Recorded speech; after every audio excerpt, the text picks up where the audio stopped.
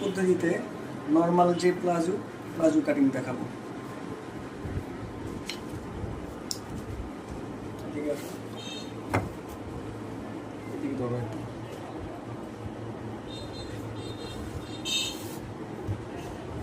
এটা 1/2 ইঞ্চি কাপড় রেখেছি, নিচে চিকন সেলাই হবে, ওড়নার সেলাইটা যেরকম ওরকম চিকন সেলাই হবে, মোটা ফোল্ড হবে না। মুহুরের লুজটা দিব 11 ইঞ্চি মুহুরের লুজ।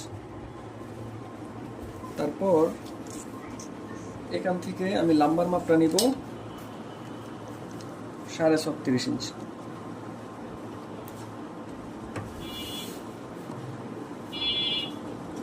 এখানে সোজা দাগ দিব। এটা কোমরের মাপ, এলাস্টিকের জন্য আমি আরো 1.5 ইঞ্চি কাপড় নিব। এতটুকু কাপড় নিছি এলাস্টিক লাগানোর জন্য, ফোল্ড হবে। স্বাস্থ্য অনুযায়ী আমি এটা 13 ইঞ্চি দিলাম, হিপের মাপ 13, 13, 26, 26, 26, 52 ইঞ্চি। হাইয়ের মাপ দিলাম 14.5 ইঞ্চি। এখান থেকে হাইয়ের মাপ 14.5 ইঞ্চি নিচে নামিয়েছি।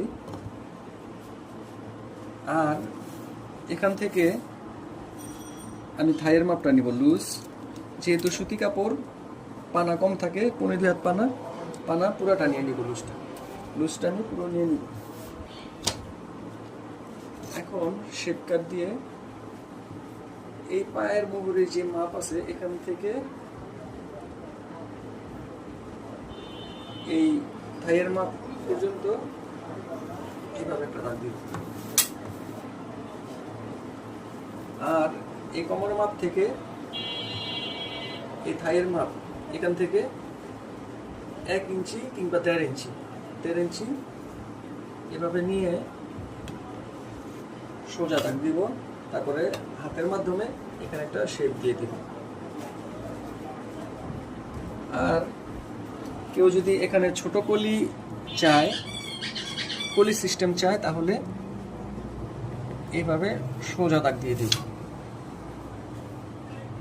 এটা কলি ছাড়া, আর এটা কলি দেওয়ার জন্য এখানে সোজা শিলি হবে, কলি লাগানো হবে, এক্সট্রা কলি লাগানো হবে।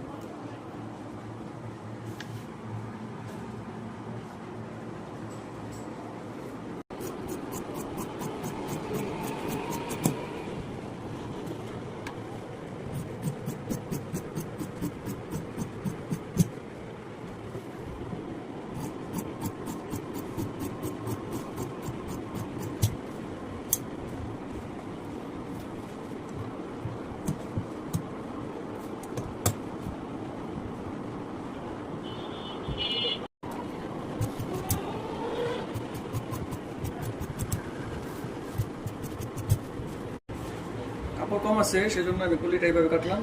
এখানে জোড়া দিয়ে চাপসিলি দিয়ে কলি বানিয়ে দেবো।